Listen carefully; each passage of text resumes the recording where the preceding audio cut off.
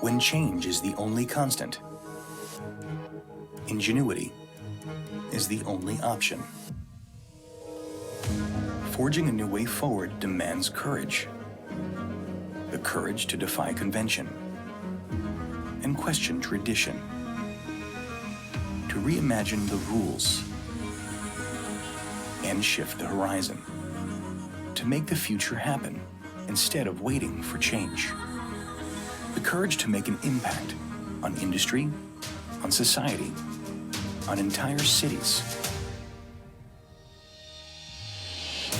Through agility and tenacity, through engineering the exceptional, through negotiating the impossible. It's the energy that defines us, the spirit of entrepreneurship, the will to evolve and adapt, and the power to turn vision into reality.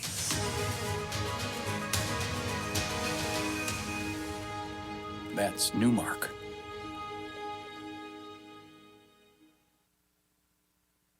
Please welcome to the stage the moderator for the final session of today's conference, the 2021 Operational and Technology Trends, the president of the SBOA, Janice Carter-Ray.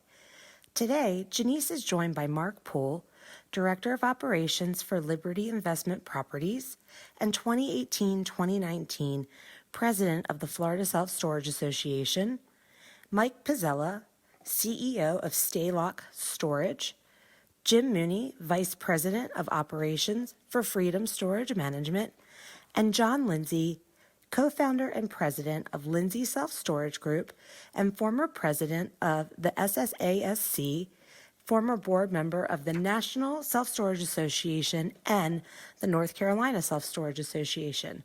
Welcome, Janice and gentlemen. Great afternoon. How are we doing, Janice? Hello. Good. How are you? Good. Thanks for having us today. Hey, You're John. welcome. Thanks for joining me. Appreciate you guys. Great afternoon to everyone. This is our last general session of the day, which runs until 5 p.m. Operational and Technology Trends. In this session today, I'd like to talk about the focus on what you will do strategically to keep your facilities moving forward from an operational and technology standpoint. What will you continue to do in 2021? And what will you do and have planned to do in changes moving forward into the new year? This to me is where the rubber meets the road, as where things for everyone kind of take place and we take charge. It's been a crazy year and a whirlwind of quick required changes, adapting and modifying the way we will all do business professionally, as well as on a personal level, with just keeping our families safe and businesses continuing to be successful.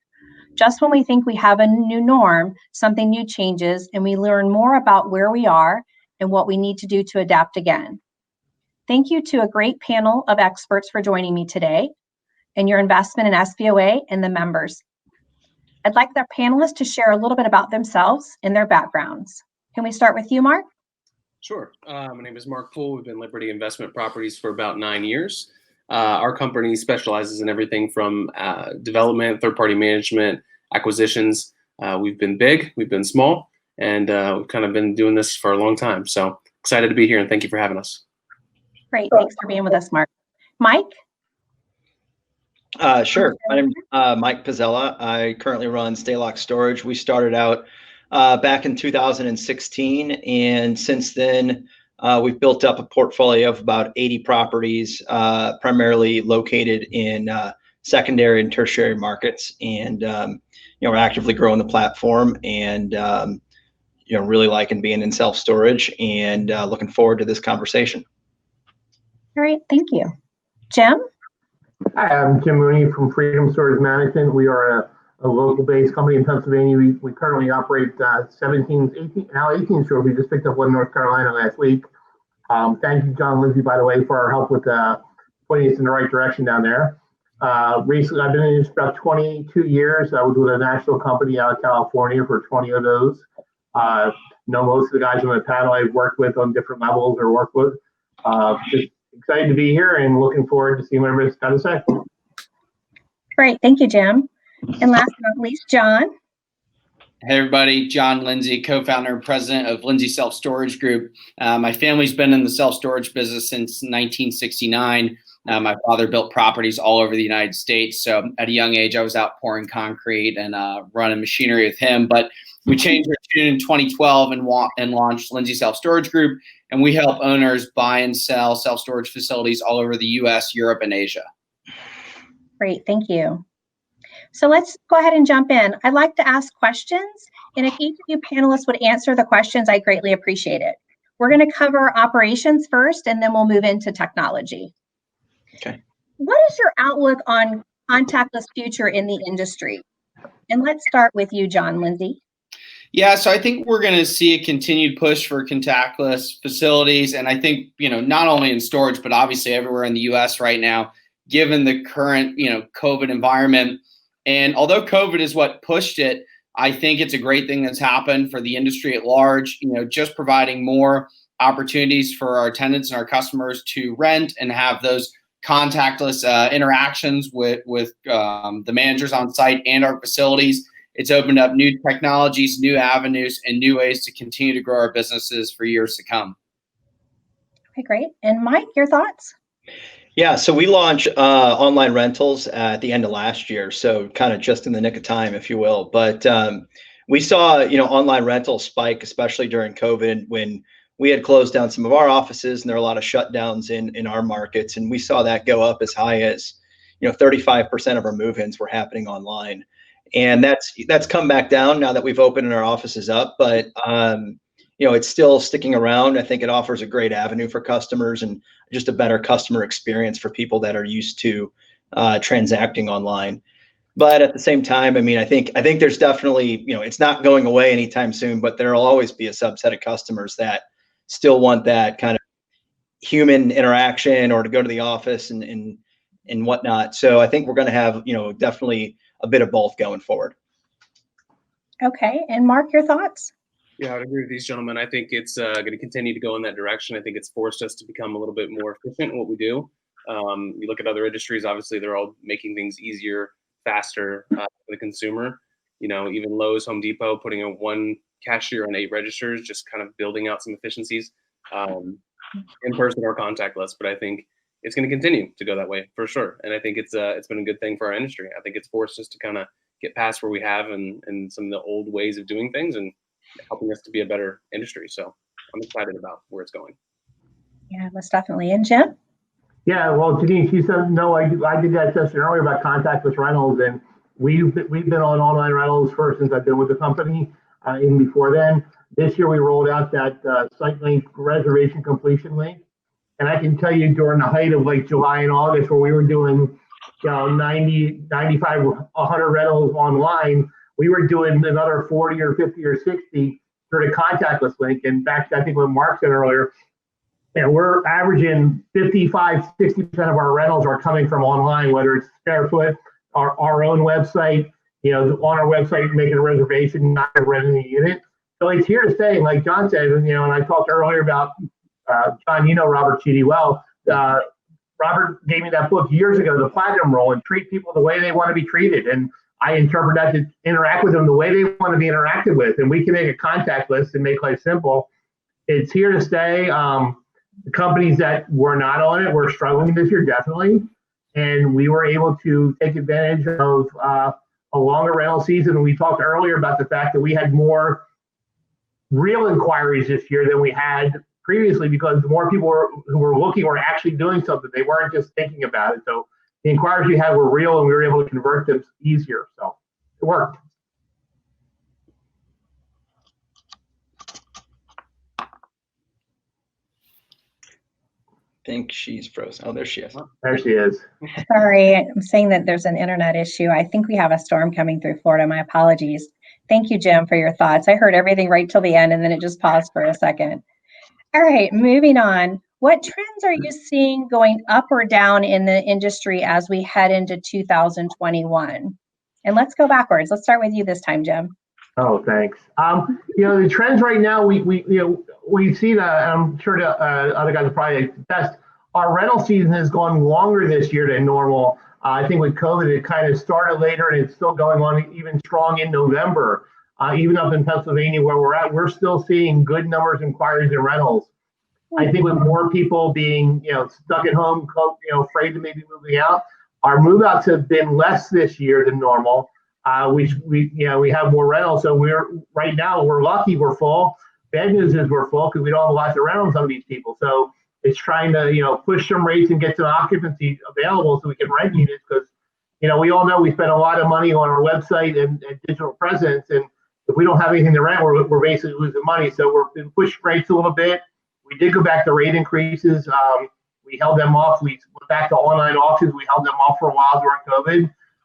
But it's that. So I think we're still going to see that trend. And as winter broaches with COVID picking up in a lot of places, I know back in Philadelphia they actually closed down a lot of stuff until January 1st again. So I know people are getting tired of it, but people are being cautious, and it's going to be for the next 3-4 months are going to tell how 2020 is going to start. So.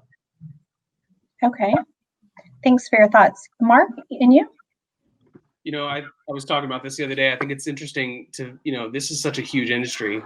There's way more self-storage facilities than McDonald's, Burger King, Taco Bell, Wendy's. I started doing the math, looking it up on Google. I mean, you think about that, there's a McDonald's on every corner. And I think that we're getting more, right? There's more competition. There's still development. I think there's some consolidation happening in the industry. A lot of the REITs are taking in, acquiring properties or pushing on a third-party management. So I think it's going to get a little bit more competitive in a lot of ways. I think pricing velocity is going to become really important, competitive pricing.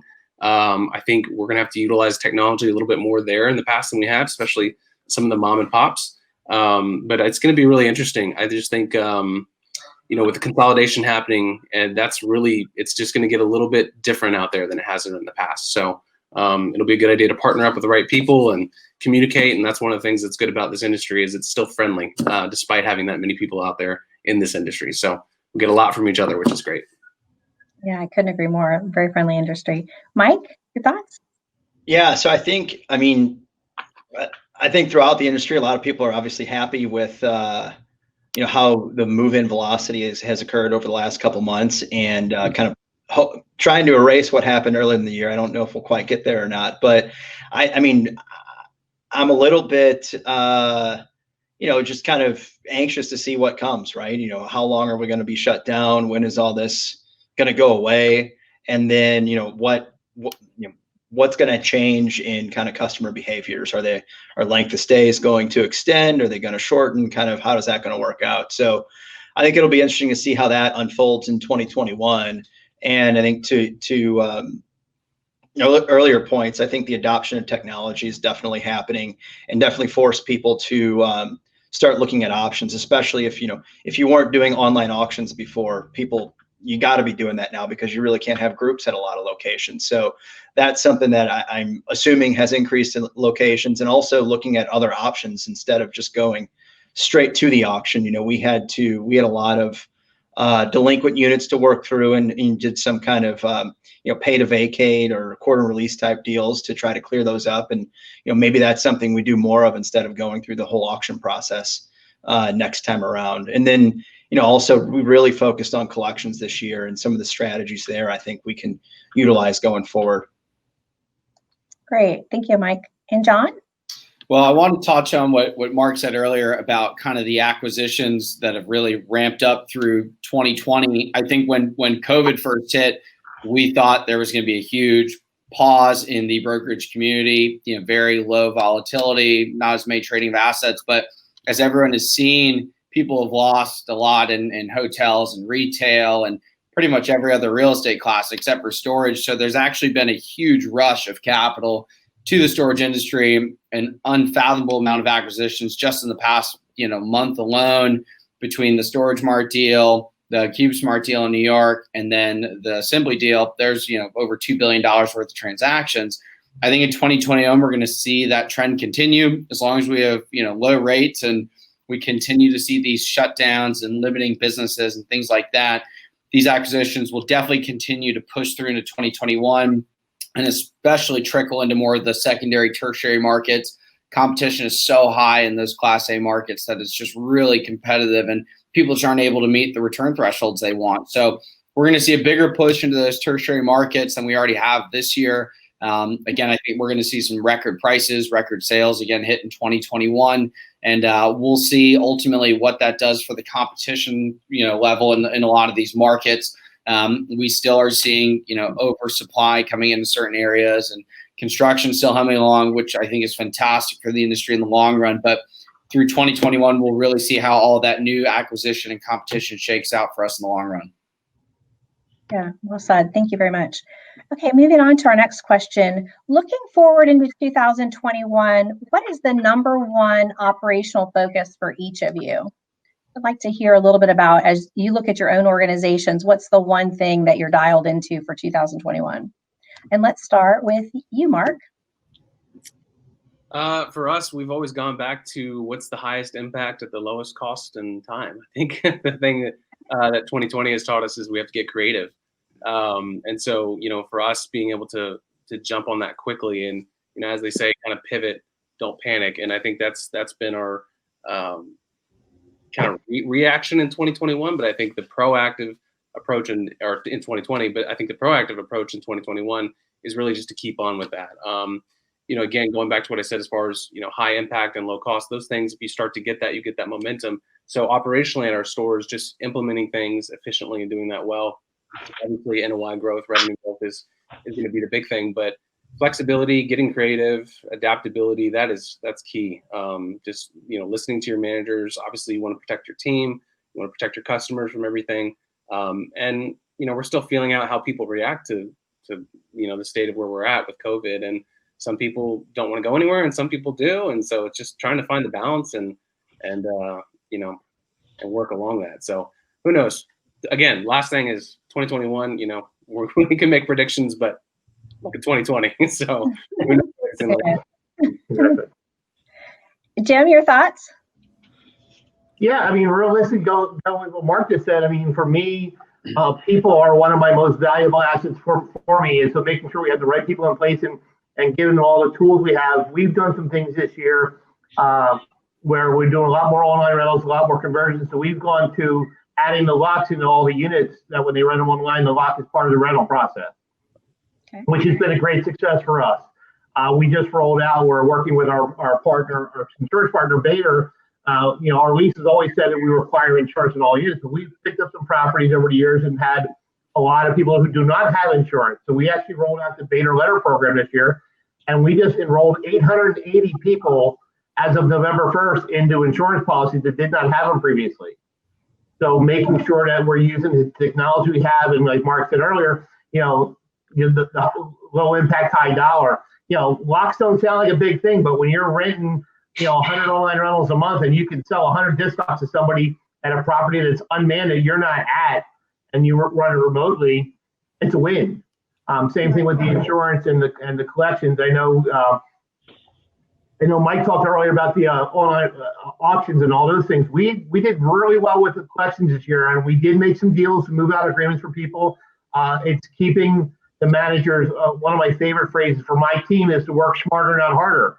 But anything we can do to implement them. We just rolled out some SMS programs this year for customers. We have some customers don't respond to email, don't respond to phone calls, but if you text them, they're going to answer you. Yeah. So using the technology we have and making, again, smarter, not harder decisions, and being there for the customers and treating them that way. Like Mark said, 2021 is going to be a crapshoot. We don't know. I mean, we're going to plan for the best and hope for it. I mean, I can tell you right now, as of Saturday, all my stores are against 2019 numbers. We are up significantly in some stores in square footage, which is great because of the COVID.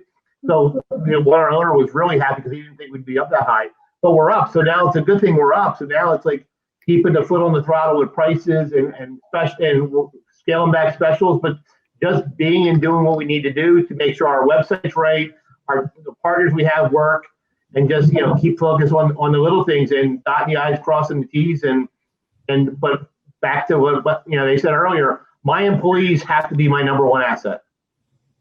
Without them running the stores on a regular basis and the interactions, we're not going to be successful. Thanks, Tim. Mike? Yeah, I mean, our number one focus for next year is always move-ins, right? Driving move-in volume, filling up the property. I mean, we've got several properties that are very high occupancy. We got some that need to be lifted up. So we're always focused on move-ins, and that'll be our number one focus in 2021. Thank you. And John? I think one thing that should stay at the front of everyone's focus in 2021 is keeping self-storage an essential service in your state. Make sure you're following whatever rules are put out and guidelines.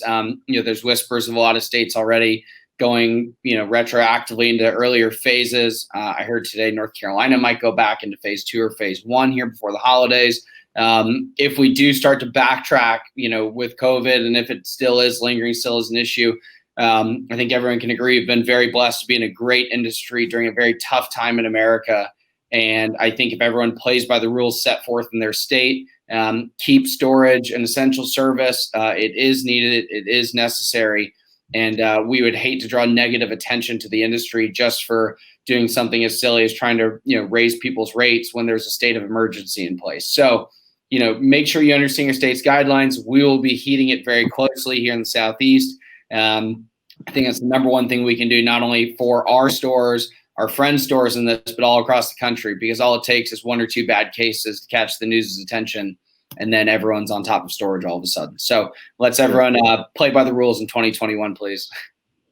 Good advice. Talking about advice, we have had a spike in SBOA and new members coming into the space, or new people that are coming into the storage space. So we get a lot of questions about, what do they need, etc. What's the one piece of advice that you would give someone new coming into the space? Wow. Let's start with you, Mike. Yeah, I'm probably the newest one to the industry on this panel here. We've got some old blood here. I think storage is great business. It's that's why there's so much interest in the industry. It's why it's doing so well right now. I think, there's a lot of, the so-called existing operators that are mom and pops, and they've been able to make a good living doing what they're doing without really advancing operations. Let's say they can make a good income. But as you get more and more new investors coming in, paying very aggressive cap rates, which is what the market's demanding now, to justify those cap rates, you really got to ramp up operations and start to do the things that, big operators are doing that create efficiency and create revenue growth, like revenue management and digital marketing and having call centers in place and property management platforms, just digitizing everything and making it easier for the customer is something that you've got to do if you're going to come into the industry and pay some of the prices that are being demanded right now. So that would be my advice, is to go, head first into to doing it kind of full bore with all the kind of bells and whistles, so you can really crank the NOI growth at your property. Yeah. Coming in full board. And Mark? I would say get involved. I mean, I would say go to trade shows, but we're not doing that anymore. Although this is pretty impressive what we're doing. But I can just tell you from years ago, getting involved and raising my hand, and next thing you know, you kind of move through memberships and organizations and associations and all that stuff. And it's been great to get to know people. I mean, I come from the car industry, which is a cutthroat industry, is absolutely the opposite of this. So I think that's really been good. I mean, you can build so many great relationships if you used to be, when you walk around on the trade floor, you would just know a lot of folks. And if you didn't, you would meet them quickly. So I would say get involved. I mean, that's the biggest thing. I think the give it to us thing that we talked about earlier today, I think that'll be really interesting to see how that goes. And I think, if people take advantage of that, that'll be great. And then as far as operationally, just, for new owners getting into this industry, it's been very good for it's been good to people, but I think, like what John mentioned, it's like we want to do it responsibly. And I think development, we need to make sure that we're being responsible in our development. As far as operations, again, I think it's important to pick your horse there if you're going to be using a third-party management, or if it's something that you're going to be doing. But do your research, ask the right questions, kind of know the outcome that you want, and then reverse engineer and start to look for that, because there's a lot of options out there, and there's more options and more options every day. But it is a great industry, and I think a little bit of ongoing conversations with folks, and you'll get a lot out of it. So at least I have. So awesome, Tim. You could write a novel and hand it over. Piggyback right on what Mark just said. I mean, two things I would say, John, you're going to love, join the SSA, whether it's a national and your state or both, and then network. I mean, I've been doing this a long time, and I still remember one of the first times I met John Lindsay down in North Carolina. He's a character to deal with, but I mean, the network we have, it's just incredible. And I mean, there's a lot of resources out here. Use everybody. I mean, we like they said earlier, it's one of the things like, Mike, I tell you, Bill Roberts, one of your guys on your staff, he's a great guy to work with. I mean, I've known Bill a long time. Whenever I get to see him at a trade show, it's always good to catch up with him and see what's going on. He's just down there, a good guy. I mean, I can't think of anybody in the industry that wouldn't, if you asked him for help, that wouldn't give it to you. So just reach out, join the network, be active. And as far as Mike said with the software, there are a lot of great softwares out there. Ask questions, use them. I know it's a little out. Some people think it's outdated, but there's a lot of great Facebook groups out there for storage owners, for storage managers. LinkedIn is a great place to find people. The SBOA, Janice, I told you earlier, you guys do a phenomenal job. And with the products you offer, and realistically, you can help make a mom and pop be as successful, if not more successful than the bigger guy, because we can react faster than the big REITs can. Think about, John, if you're out on a boat, you got a little boat, you turn, it's easy. If you're on a big aircraft carrier, you got to change direction on that. It's going to take you how long to change your direction. So we can react faster being smaller. Okay, that's probably a controversial subject we could talk about, right? John Lindsay? Yeah, so I would say one of the biggest things I always tell new entrants, I'm involved with a bunch of mastermind groups, and new people coming to the industry call me every day, is you're about to make a $1, $2, $3, $5, $10 million investment, whatever it may be, and a lot of people are hesitant to pay the $2,500 for an extra feasibility study, or the $5,000 for XYZ professional's opinion. And that's always confused me why you would cut corners on that when you're about to make this multi-million-dollar investment. So I would say, as everyone has echoed here, there are a lot of people and a lot of resources available in this industry. And whether you're buying or you're building or you're doing some type of M&A work, hire the right people, work to the professionals in the industry, and do not cut corners on those little, $5,000, $10,000 little studies and reports, because that could save you a $10 million development mistake down the road. So, look to those people. They're there for a reason. They're there to help. Like I said, I'm beer drinking buddies and runners and everyone in this industry. We're all good friends. We all get along, and we want more people to come in, and we want to do it in a healthy fashion that really helps the whole industry, grow for a long period of time. So come in, ask the right questions, partner with the right people. And I know that everyone in this window here is here to help as well. Great. Thanks for your operational advice. Let's talk about technology specifically. What trends are not changing due to the lack of technology, and what do we need from our vendors related to technology? Let's start with Mike. I think the biggest kind of tech piece that we're missing, at least for Staylock, is pricing data. And I don't think it's something that vendors necessarily are doing. It's because we operate in a lot of tertiary markets where the competition doesn't put the rates online. So, that's not necessarily a vendor issue, but it's something that we fight with all the time, trying to just understand what's going on in our markets in some cases. I mean, we've got a lot of competitive pricing, but in some areas there's just a lack of that data out there. Okay, thank you. John? So I think one thing you're going to continue to see in some of these tertiary markets, as Mike just touched on, is there are still a lot of facilities that have very heavy, cash payments, check payments. I think COVID has changed a little bit of that, and people's tune around making online payments and contactless payments has shifted a little bit. But something, again, whether you're looking to buy or build in a tertiary market, operationally, you still need to be prepared to handle some of those larger cash and check payments. And I don't think we're going to see that shift here too drastically. We have some sites in very tertiary markets that are still 60% cash. And as much as we've seen people, try and shift those tides, it's a little slower for some of those markets to pick up those trends in certain markets. So just be prepared for that in certain areas. It's not a bad thing, just something that needs to be noted and something that needs to be more heavily watched than stores that are 100% credit card. Have you guys gone cashless in any of your properties? No, we have not gone cashless. We have a number of operators that we've worked with that have. I will say we're still in some markets that I would be very pressed to see that actually go fully into place. Mark, your thoughts?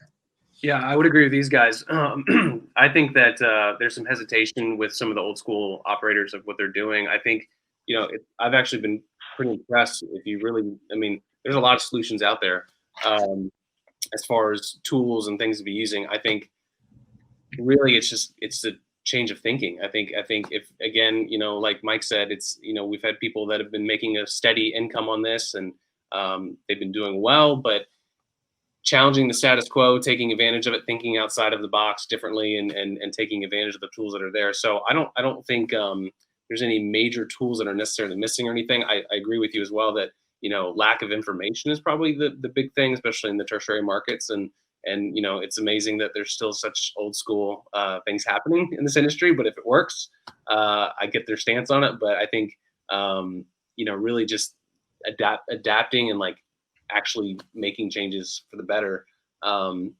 getting past some of those things and the things that have held them back in the past. So more adopt the technology versus. Yeah, right, exactly. Jim, your thoughts? I would agree with everybody here. John, we picked up a story in Afton, Tennessee last year that the previous owner did not have internet, did not have a website, did not take credit cards, all because he believes his customers would not. And I talked about it earlier. We put the website up. We turned Sparefoot on. 4 hours later, we had an online rental. But that store still has, and my manager is a remote store, so part-time manager at the store. She was sick the first week of the month. We had a lot of people upset because they couldn't come in and drop off payments. They wanted to drop check, cash, money orders. So we're still dealing with it. It's gotten better down there, but right, I don't think it's ever going to go away. And Mike, back to what you said earlier about the comps. You're right. We use Veritech for our value pricing and for our rate scraping, but there's still a lot of ones out there in certain of my markets I'm in. It's hard. Part of the thing is, we've actually, the one owner has actually gone out and tried to educate some of our competitors because they're keeping our rates low because they're not changing our rates, so they're affecting the market just by and maybe that's something that's out there to we could educate some of the. And I know if Cindy actually was here, she would slap me for saying mom and pops because she doesn't like that term. But if we can get those guys to, not step up their game, but at least be more in dealing with the right information to help us all grow, because they're right. There's a lot out there for us in the secondary and tertiary markets, like John alluded to, are where some of the bigger guys are coming. So it's going to be harder for the guys who are already there, like us and Mike, like you, to keep that the level we have there with not being as worried about discounts with the REITs coming in because we don't have to worry about having them. Mm-hmm. But it's just having more tools and maybe more education for the single or owner or onesie twosies to try to do that to get more people online and be able to have more accurate data because there's great programs out there like Yardi Matrix, but Yardi Matrix is only as good as the data they can get their hands on. Mm-hmm. Right. That makes sense. So looking forward into 2021, what's the number one focus related to technology for each of you in your businesses? Let's start with you, John Lindsay. So I think coming into 2021, again, we are still going to be heavily dealing with COVID, and we've already seen some of our conferences already pushed forward into the year or canceled or kicked into 2022. So it's really giving us time to dial into our own businesses and make sure that all of our technology is up to date. We are maximizing the systems and tools that are utilized through those, giving us time to really pay attention to our markets, see what is operationally being used there as well. Obviously utilizing platforms like SBOA to see, how we can continue to grow and pay attention to our existing businesses while we have the time and energy on hand. I think everyone in this window can agree when it's full conference season and normal pace, it is very difficult to really keep your finger on the pulse of every little thing that's happening. So 2021 is a year for us to really reassess every tool we're utilizing and make sure that we're using it to its full capacity. Thank you. Mike? Yeah, so we spent a lot of the last couple of years really focused on our technology, our customer-facing technology. So our management software, our website, making sure we got online rentals, reservations, payments, that whole kit and caboodle, if you will. So we've done a lot of those things. And I think in 2021, one of the things we're focused on is kind of our internal processes and technology there. So, in this year, we rolled out a CMMS maintenance management software that will do all of our maintenance ticketing and schedule planned maintenance. And we use it for incident reporting and other things. And that's something that we have in place that we're now working to populate with all of our data so we can get better control over all of the kind of maintenance needs and activities that are going on in our properties to make sure we're as efficient as possible. So that's our biggest technology project for 2021. Thanks for sharing. Mark? I'd say there's two things. I think, what John said as well, making sure you're utilizing what you have. That's a big thing. I think a lot of times we don't utilize everything. So really taking to heart, looking where you can cut expenses and clean things up. But realistically for us specifically, I would say communication and rate management. This is a unique industry where everyone's on their own little island and you've got the managers that kind of feel like that sometimes. And so there's just some things that we've done utilizing technology. I think we've all become Zoom pros. But for us, we actually have a kind of a live stream of all of our sites with our managers, and something that we started this year. And really, it was just kind of like, let's just try it out. And then we started to grow it. But it's been great. It feels like we're all in the same room. You kind of keep yourself muted, turn it on and off. And so it's really built a lot of morale. We've had a lot more, you can't visit them necessarily all the time. So that's been a nice way to do it digitally. So that's really kind of been a cool thing that we've been doing, and it's been working so far, and it's easy and cheap. The second one is rate management. I think, as we alluded to earlier, it's just going to get more and more competitive, and the landscape's changing. I think it's only a matter of time before, Google starts to list 10 by 10 prices on the maps, and, like they do in hotels and airlines. And so for us, it's really going to be making sure that we partner with the right revenue management system. We don't ever want to lose sight of it, where, some companies, I think, rely only on the science and the data, but there's still an art to it, as many of you guys know. And I think, people that have been doing this for a while, there's still the gut feeling of what works and what doesn't. So really, we're trying to figure out a revenue management system, and we're working on ours continually, but to find a way to blend that art and science. And I think that's really what we're focused on. There's a lot of tools out there, and, I guess I was talking about this earlier with someone. It was similar to a NASCAR. It's like, NASCAR, they're all about the same, but the driver makes the difference. And so we want to have the system, which is going to be the NASCAR, and then the drivers with the experience and the operators that are, influencing that. So that's kind of our focus for 2021. Yeah. Jim? I agree with everybody that said, well, here, the group's right on. We focused a lot this year on the online rentals and developing and tweaking our website to make sure the customer experience from, first point to the second point is right. As what Mark just said with Google and the rights, we've done a lot of things. Our Google My Business page, where we now have our some sizes on there, some rates on there, some pictures on there, starting at points, stuff like that, so that you can actually grant rate for our Google My Business page. So it'll take you right to our website.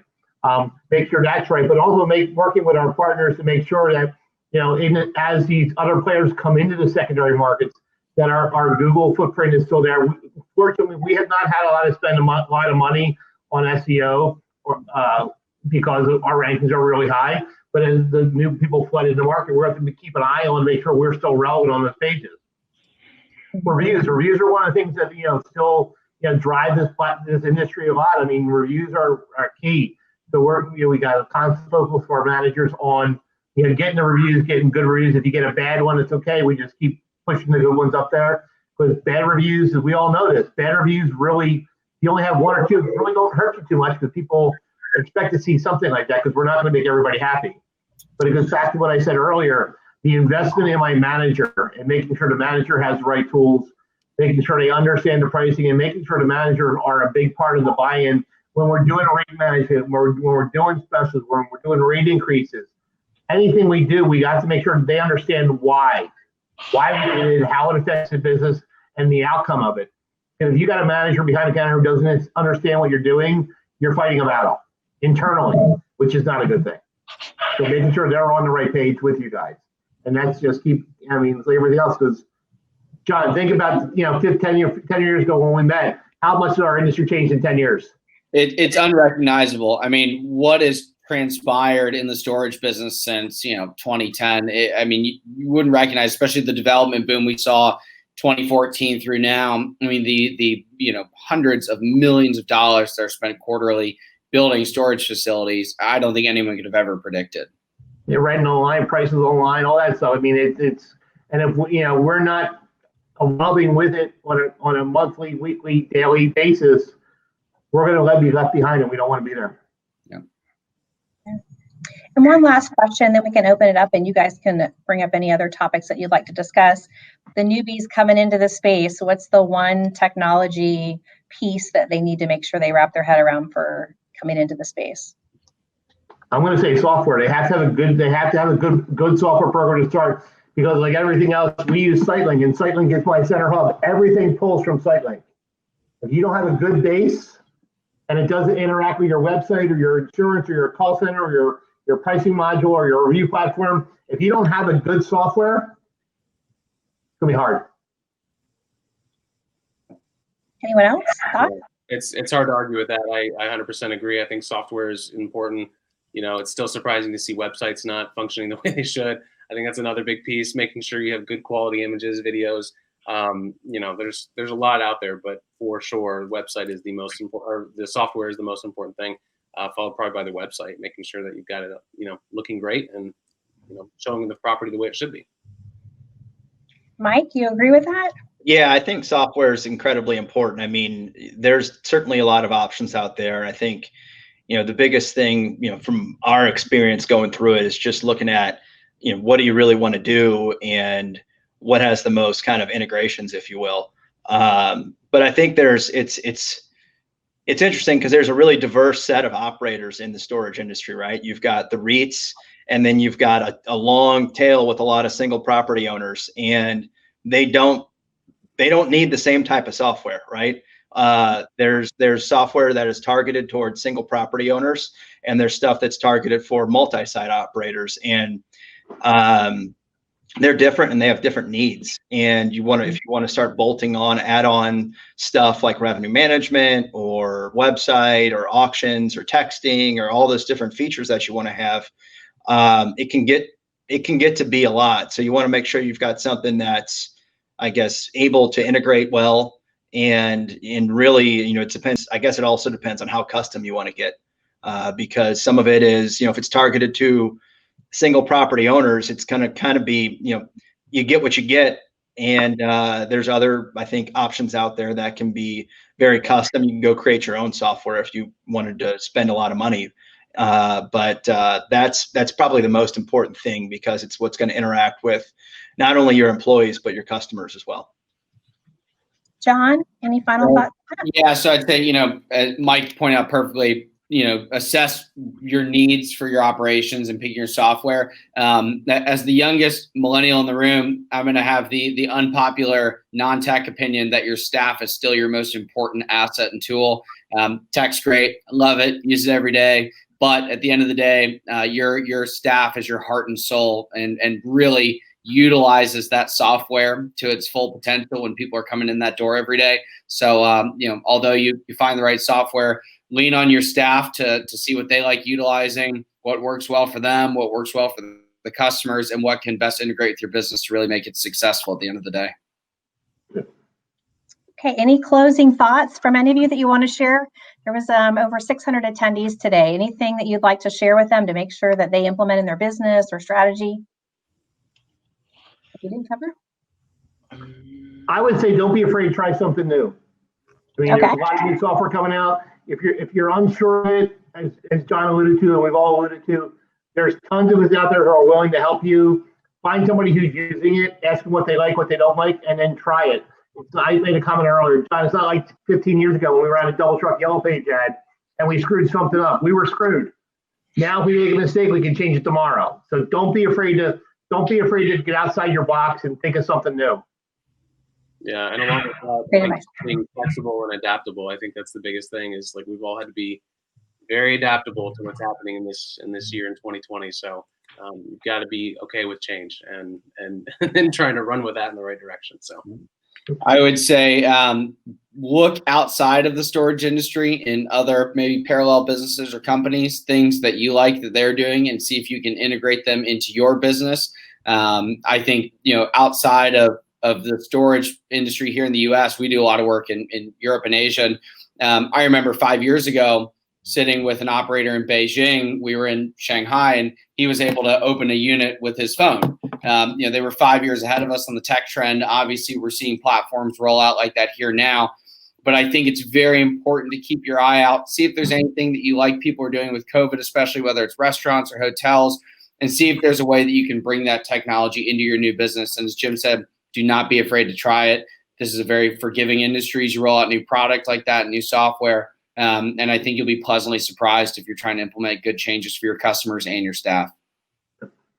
Mike, any final thoughts? I agree with that. I mean, I think you got to be able to try new things, take risks, be flexible. I mean, you really don't know what's going to happen until you try it. And I think the best thing, is to also track it, right? And if you track it, you can understand what the trends are, because, you go to a conference and there's always the guy saying, storage is great, you can increase everyone's rates and nobody's going to move out. And that's partially true, but you go too hard and a bunch of people are going to move out. So you gotta take those risks to see kind of what you can push, but at the same time, you got to be able to track the data to know what's going on, because we'd run into, as you hear, you'll hear from your managers that, if you're doing rate increases, people don't like it, but the managers really only see, the 5 to 10 people that call them or come into the office. They don't see,